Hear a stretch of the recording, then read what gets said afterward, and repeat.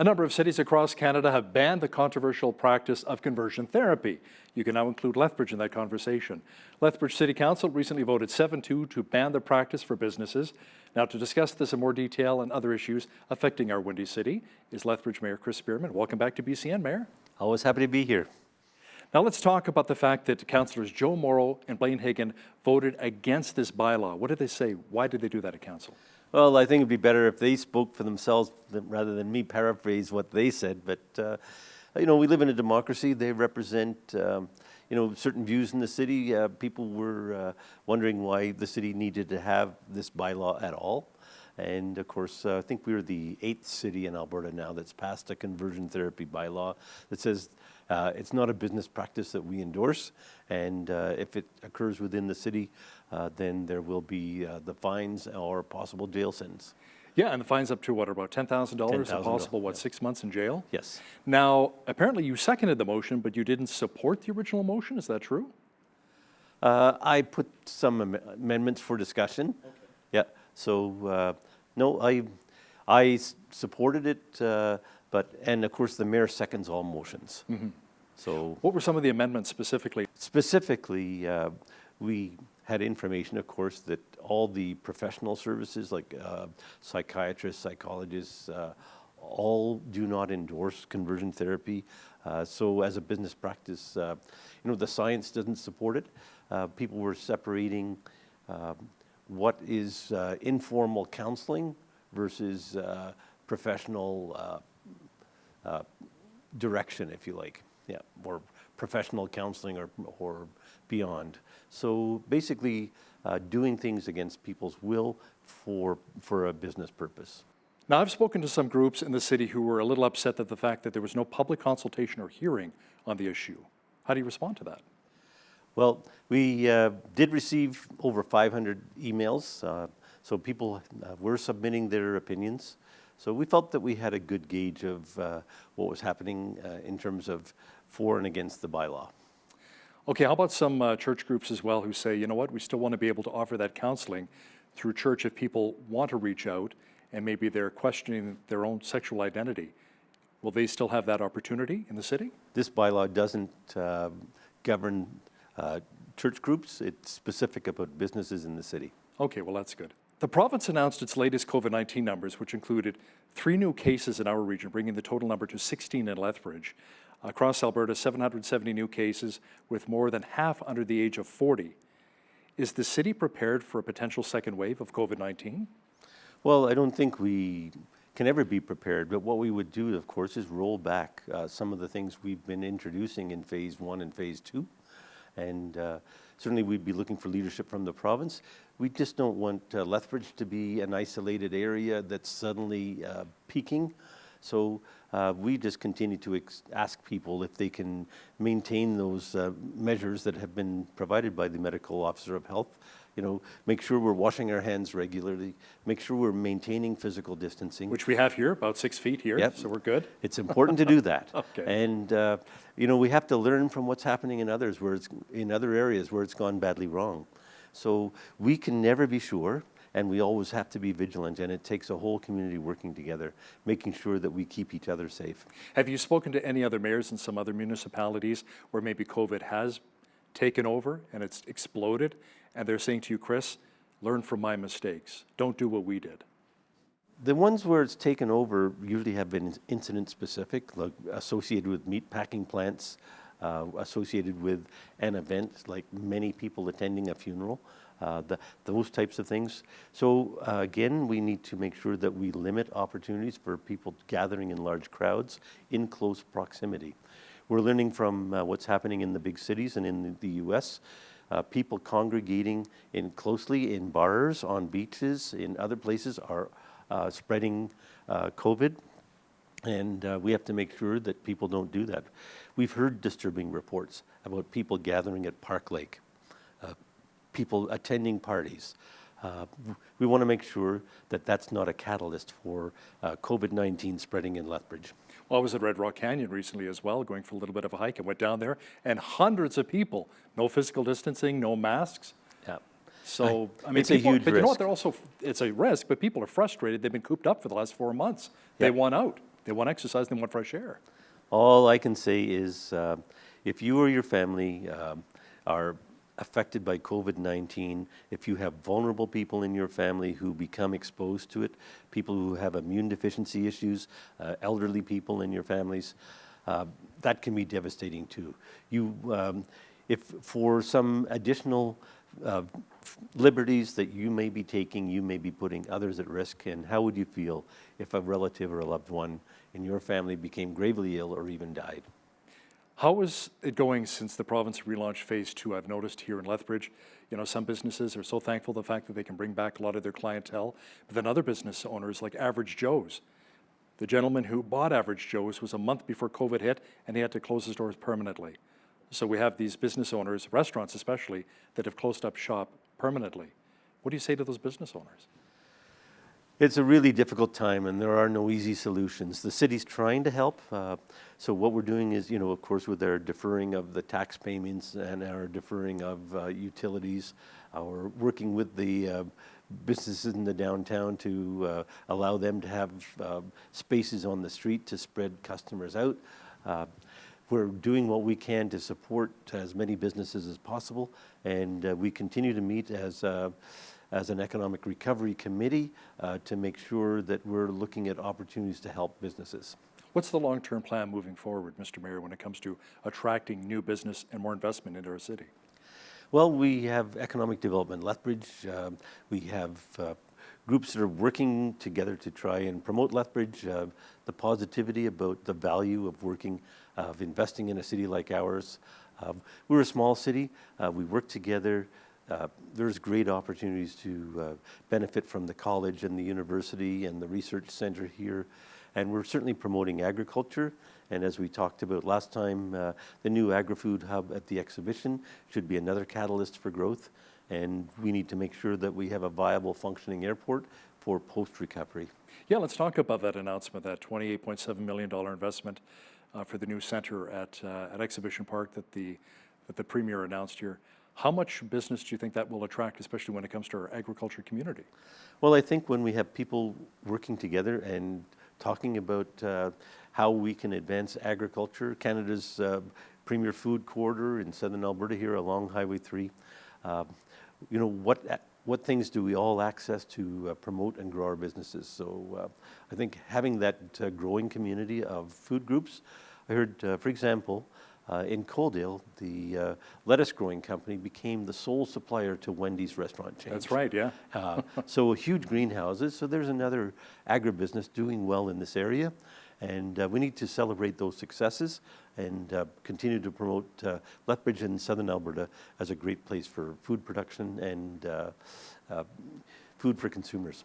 How about twinning the Highway 3 corridor? How important is that as well, connecting a lot of the agribusiness communities? Well, it has to do with maintaining commercial traffic and safety with people who are using the road for tourism.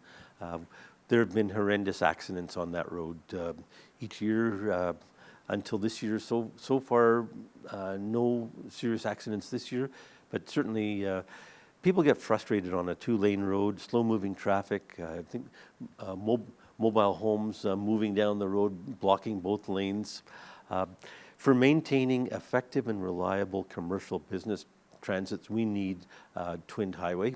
And that's what all the studies are showing, that there's real economic development benefits from having a twinned highway from here to Medicine Hat, and then after that from Fort Macleod to the Crow's Nest Pass. And the province did announce millions of dollars going into twinning a portion of it for now, so it's $150 million for 46 kilometers. That's right, So yeah.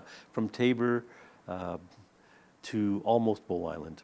Now, a summer staple is Henderson Pool. People love it, it's got the water slides, it's a lot of fun. But how do you manage that with a lot of families who've been cooped up? They want to take their kids out and enjoy the summer fun right now. And it's opening, this weekend? Yes. So we have the new regulations on our city website, so people will have to be used to having smaller numbers at the pool, limited access to changing rooms, limited people in the changing rooms at any one time, and of course limited numbers of people in the pool. So again, maintaining physical distancing, making sure that people are safe, all the same things, but certainly we'll see far fewer people using the pool at any one time. So Would you have to wear masks, though, going down the slide? No, No, but no. but you know, I hope people will be respectful and not try to stay there all day. That there'd be limited times and allow others to come in. So there's a turnover and a rotation. How about some of the other pools, too, like Nicholas Sharon and Fritzick Pool? Well, each pool has its own circumstances. We want to make sure that the employees are trained appropriately and that we've looked at the physical setup of each pool and made appropriate plans for that. So those ones are developed one at a time, and as the regulations and rules are provided that keep the community safe, then we can open the pool. There's been a little bit of controversy surrounding the LPS, the Lethbridge Police Service, over the past while. You know, in the headlines of the news here, there were the bullying allegations involving interim leader Scott Woods, the takedown of the stormtrooper on May the 4th, which got a lot of media attention all over the world for that matter. I mean, even in London, England, they were talking about it, and down in the States, TMZ grabbed a hold of it. And now recently, a couple of officers were demoted because of what MLA Shanna Phillips is referring to as intimidation. Now, the new police chief, Shaheen Mezadeh, will have his hands full, really, when he takes over August 31st. He's got to smooth over some of the waters here. Yes. Well, the new chief has 30 years of experience in policing in a variety of areas, and hopefully that will help. Certainly, we understand the concerns of the community. You know, when these issues come up, the interim chief has said, you know, we want to have a community that has confidence in our police force, and these incidents certainly don't help. It's quite a complex situation we're dealing with, in some cases, human resource issues involving employees, police officers. Those things are, there are processes to deal with them. In other areas, it's a provincial responsibility. What many people don't understand is there's a clear separation between municipal elected officials and the police force. So the police chief has the authority to a certain extent to maintain discipline, and there's a whole section in the Police Act about that. And in the event that there are criminal laws that are broken, as is being suggested in some cases, then that defers to the Provincial Solicitor General. So those things will be looked at separately, but nowhere in the Provincial Police Act does it talk about the role of the municipal government, the municipal council. So people are saying, well, the mayor and council should be involved. In fact, we're not supposed to be involved. We're supposed to appoint an independent police commission to oversee the local police services, and when it's beyond their jurisdiction, it goes to the Solicitor General provincially. But you do have like Blaine Hagan, a city councillor, who's on the police commission. And I'm on the police commission. And you're on the police commission as well. But, so you do have some input, correct? But we serve as commissioners. We don't serve as councillors. Right. You're wearing a different hat then, right? Yeah. So council has an opportunity to appoint 2 members to the police commission, and basically that's to see that the police commission, to oversee the police commission a little bit, but the police commission is independent politically from council. Let's talk about the opioid crisis. You know, again, some of the police officers I've spoken with, some of the EMS people in town, you know, some of the paramedics. There's still a real problem in our city here. And last time you and I spoke, meth actually overtook, you know, a lot of the opioids as a real problem in our city. How are we tackling this problem? It's a real challenge. And what we've been doing is adding in resources. For example, the Intox Center at the homeless shelter, so a place that has a capacity for up to 30 people. We didn't have an Intox Center before, so as we progressed through this issue, and the numbers of users have doubled every year since 2014, but initially we didn't have a detox center, we didn't have an Intox Center. You know, those things only opened up in the last year or two, and so it's been a huge challenge. The next step with this provincial government is to provide more opportunities for treatment and recovery, and there's going to be some announcements probably in the next 4 to 6 weeks about what additional supports Lethbridge will receive. I think everybody realizes that we need supports, and there's a significant drug problem in this area. But a huge challenge, and addiction is something that we haven't been able to deal with effectively, and hopefully addiction and treatment there'll soon be more opportunities for people that live here. Now, I hear there's been some trash talking at City Hall. I'm not talking about you and Councillor Joe Morrow specifically, but I'm wanting to talk about public input on our city's new waste management master plan. What kind of input are you really looking for specifically?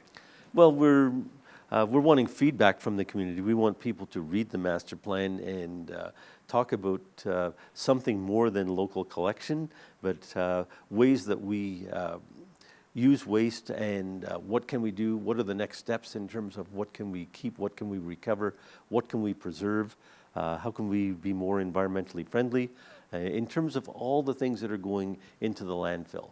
So let's take a look at what some of the opportunities are and see what the community thinks, how we can contribute. One more question my wife wanted me to ask you. How about curbside pickup when it comes to compost? That's one of my favorites. It's like, talk to the mayor. What's going on? Come on. It's currently scheduled for 2021. Okay. And or maybe even 2022. Oh, wait. I wish it was coming sooner. Okay. But certainly that's the biggest portion of what's being collected now in waste bins is compostable materials. So it would be great to have a program for that and to find a way to do that cost effectively. So a huge challenge for us, but I think now we're about 60% of what's in the weekly garbage pickup or the biweekly garbage pickup is compost. Yeah. Lethbridge Mayor Chris Spearman, thanks again for joining me in studio today. Good. Thank you very much. It's always a pleasure to be here.